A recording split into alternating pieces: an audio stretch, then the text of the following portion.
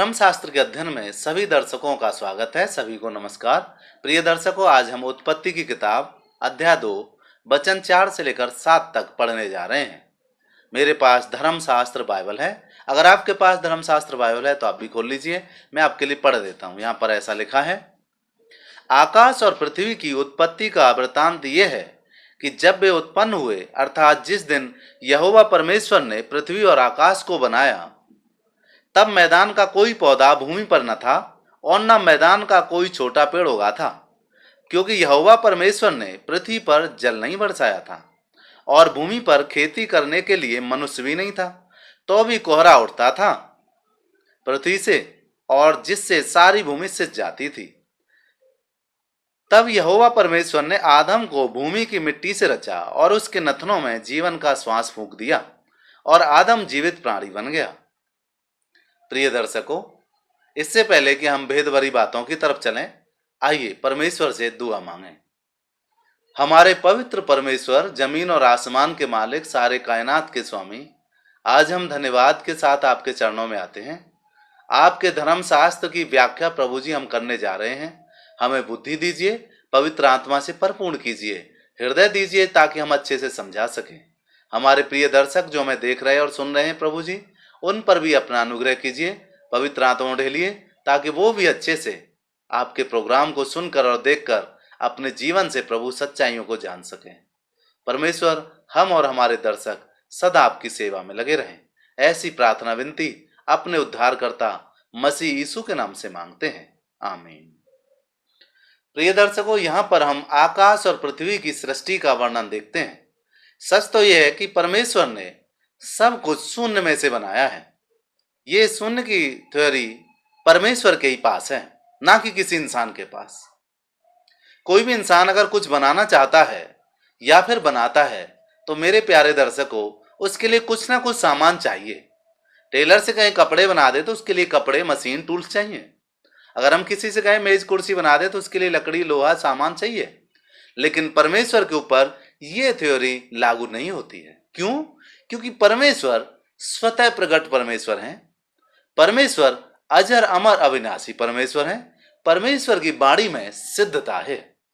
वो बोलते हैं, हो जाता है, क्योंकि वो जो बोलते हैं उनका जो स्वर है वो क्रियाशील है, वो जीवित है, एक अस्तित्व रखता है अपना, क्योंकि उसका वचन सारी चीजें बनाने में सामर्थ्य है। साथियों, यहां पर आकाश मंडल की सारी चीजें भी परमेश्वर के वचन से बनी।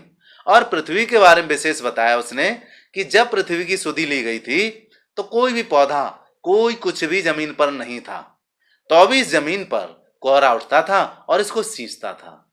प्यारे दर्शकों, जब तक यहां पर वर्षा नहीं हुई थी, मैं आपको क्या बताऊं, यहां पर मैं आपको यह समझाना चाहता हूं कि परमेश्वर का जो हृदय है, वो हृदय में ऐसे विचार उत्पन्न होते हैं कि वो विचार इंसान को आशीषों का कारण बन जाते हैं। इंसानों के लिए उत्तम से उत्तम विचार हैं।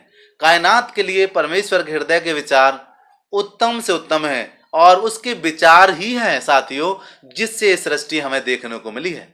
उसके विचार ही हैं जो क्रिया में क्रियाशील हुए, जिसे हम सूर्य, चंद्रमा, तारे, ब्रह्मांड, जमीन, जायदाद सब में देखते हैं। सब कुछ छोटे से लेकर बड़े तक रचा गया, परमेश्वर के हृदय से निकले हुए विचारों से रचा गया, और पृथ्वी आशीषित है। मेरे प्रिय दर्शकों, मैं आपको यह बताना चाहता हूं कि परमेश्वर ने मनुष्य को रचा भूमि की मिट्टी से, क्योंकि उसकी इच्छा थी कि मनुष्य खाक में से बनाया जाए। सच तो यह है कि मनुष्य में कुछ भी अच्छा नहीं है। सच पूछा जाए मेरे प्यारे दर्शकों, मनुष्य में कुछ भी अच्छा नहीं है। वो निरंतर सोचता बुरा है, निरंतर करता बुरा है, और निरंतर विचार भी उसके बुरे ही उत्पन्न होते हैं। क्यों? क्योंकि वो अदनासी खाक में से बना है, मिट्टी से बना है, मिट्टी के कणों से, धूल से बना है। साथियों, क्या है वैल्यू मिट्टी की और धूल की? फिर भी परमेश्वर ने उसको अपने हाथों से जब बनाया है तो सारी सृष्टि का ताज बनाया है। आपको नहीं मालूम कि क्या लिखा था? उसमें जीवन का श्वास परमेश्वर ने फूका। प्रिय दर्शकों, यहाँ पर हम जानते हैं कि परमेश्वर ने जिस थ्योरी का इस्तेमाल किया है वो शून्य में से सब कुछ बनाने का किया है। पूरा ब्रह्मांड उसने ऐसे ही बनाया है। लेकिन पृथ्वी पर जब मनुष्य की बारी आई है तो वो धूल में से बनाया गया है। मनुष्य को धूल में से इसलिए बनाया गया ताकि मनुष्य अपनी हैसियत जाने। आज हम चाहे कितने भी अमीर हों, मिलना धूल में ही है, कितने भी ताकतवर हों, मिलना धूल में ही है, कितने भी हम अपने आप में घमंड करें, झुकना इसी में, मिलना इसी में है। प्रिय दर्शकों, जीवन ही मनुष्य का घमंड से भरपूर है, लेकिन जो मनुष्य जीवन का भेद जान जाते हैं वो फिर घमंड नहीं करते।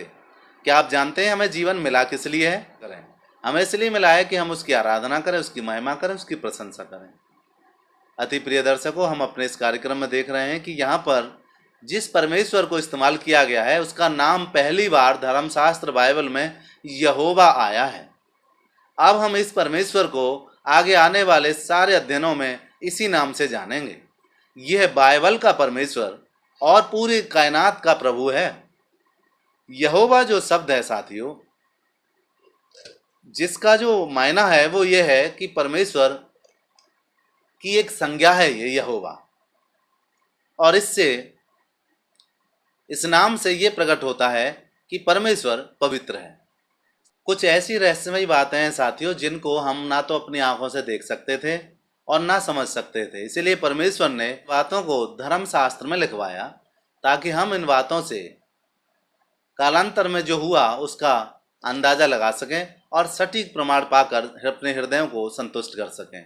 तो इसलिए यहाँ पे लिखा था कि परमेश्वर ने आकाश और आकाश की सारी चीज़ें बनाई और पृथ्वी पर कुछ भी नहीं था, तो भी परमेश्वर ने वहाँ पर वर्षा का एक प्रबंध किया, वहाँ कोहरे का इंतजाम किया और कोहरा पृथ्वी को सींचता था। और फिर उसमें से मनुष्य का एक पुतला बनाया, जैसा कि लिखा है यहाँ पर 7वें वचन में कि यहोवा परमेश्वर ने आदम को भूमि की मिट्टी से रचा और उसके नथनों में जीवन का सांस फूका और वो जीवित प्राणी बन गया। साथियों, परमेश्वर का जीवन लिए हुए कोई जीवित है इस सृष्टि में तो केवल और केवल इंसान है। बाकी जितने भी जीवित हैं वो भी जीवन तो पाए हैं, लेकिन परमेश्वर का जीवन नहीं, उसके वचन का जीवन पाए हैं। सारी चीजें उसके वचन से बनी हैं, लेकिन मनुष्य परमेश्वर के हाथों से, परमेश्वर की श्वास से जीवित और परमेश्वर के हृदय से उपजी हुई कहनी चाहिए कलाकृति है। मेरे साथियों, आप क्या सोचते हो, मनुष्य से सुंदर और कोई जीव नहीं है? सच पूछो तो गैया के छोटी बच्चियां कितनी मलूक लगती है, बछड़े कितने मलूक लगते हैं, भेड़ के बच्चे कितने मलूक लगते हैं, खरगोश, कंगारू, जितने भी चीज है एक से एक मलूक है। लेकिन सबसे मलूक कोई चीज है तो वो इंसान है साथियों, क्योंकि इंसान में परमेश्वर की शकल, परमेश्वर की कारीगरी दिखाई देती है। और यहाँ पर परमेश्वर में जो जीवन था वो मनुष्य के अंदर डाला, उसकी सांसों में डाला और मनुष्य को ये भी एहसास कराया कि तू अदना सी धूल में से बना है और तू कुछ भी नहीं है, मेरे ही बदौलत जिंदा है।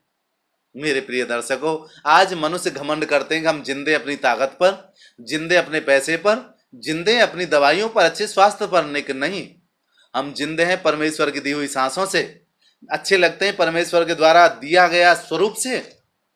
मेरे प्यारे दर्शकों, ये परमेश्वर का बड़ा हमारे ऊपर अनुग्रह हुआ है आज जो हम सुंदर, चमकदार, अच्छे और समझदार दिखाई देते हैं। क्या आप अपने जीवन में परमेश्वर का कोई एहसान मानते हैं? प्रिय दर्शकों, परमेश्वर का जो बंदा एहसान नहीं मानता है, सच पूछा जाए तो वो नास्तिक है, वो अभी भी अभागा है जिसे ज्ञान धर्मशास्त्रों का मिला ही नहीं। बिना परमेश्वर के जाने हम इतनी चीजों से वंचित रह जाएंगे इस जगत में कि हम सोच ही नहीं सकते। साथियों, मनुष्य की औकात कुछ भी नहीं है परमेश्वर के सामने, धूल से रचा है, तो भी मनुष्य से प्यार इतना किया प्रभु ने कि अपने हाथों से उसको शकल दिया और अपने हाथों से उसकी सुंदरता गढ़ी और उस पुतले में अपनी श्वास डालकर उसे जीवित किया। एक अद्भुत करामात मनुष्य में है। जबकि मनुष्य से ताकतवर हाथी, घोड़े और बड़े बड़े बलशाली शेर, चीते हैं, फिर भी मनुष्य को परमेश्वर ने अपना जीवन दिया।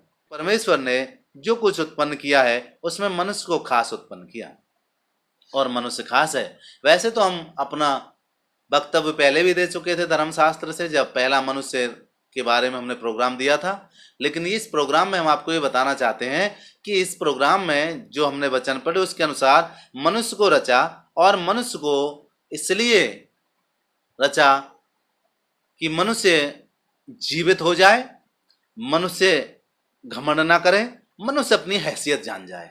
मेरे प्यारे दर्शकों, आज भी मनुष्य जिंदे तो पाए जाते हैं, खाते पीते रहते हैं, लेकिन ईश्वरीय धर्म शास्त्रों में, ईश्वरीय ज्ञान में और ईश्वर की प्रेरणा में आज भी मरे पड़े हैं।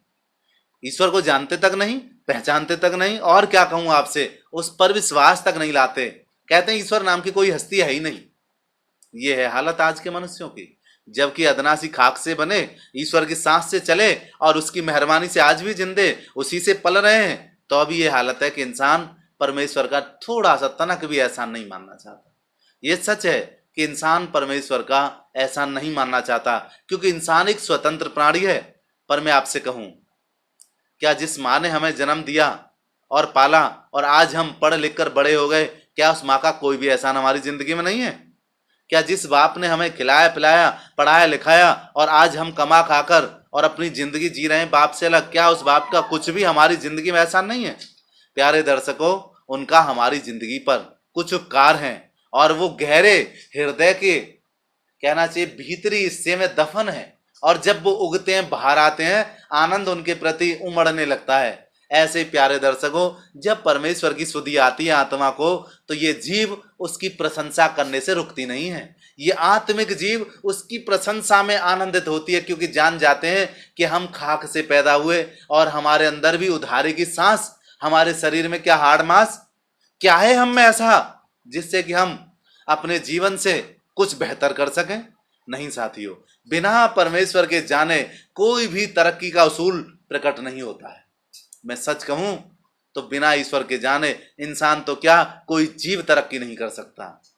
हम जानते हैं कि जीव जंतुओं को बुद्धि थोड़ी मिली है, इसीलिए वो खाने पीने में और अपनी दुनिया में मस्त हैं, लेकिन मनुष्य को ईश्वरीय बुद्धि मिली है, इसलिए मनुष्य लगातार अपनी पीढ़ियों को विकसित करने में लगा है और लगातार अपनी सारी चीजों को ठीक करता जा रहा है। पर ठीक नहीं कर रहा है अपनी ईश्वरीय ज्ञान को, ठीक नहीं कर रहा है अपनी ईश्वरीय समझ को, और ठीक नहीं कर रहा है ईश्वर से अपने रिश्तों को।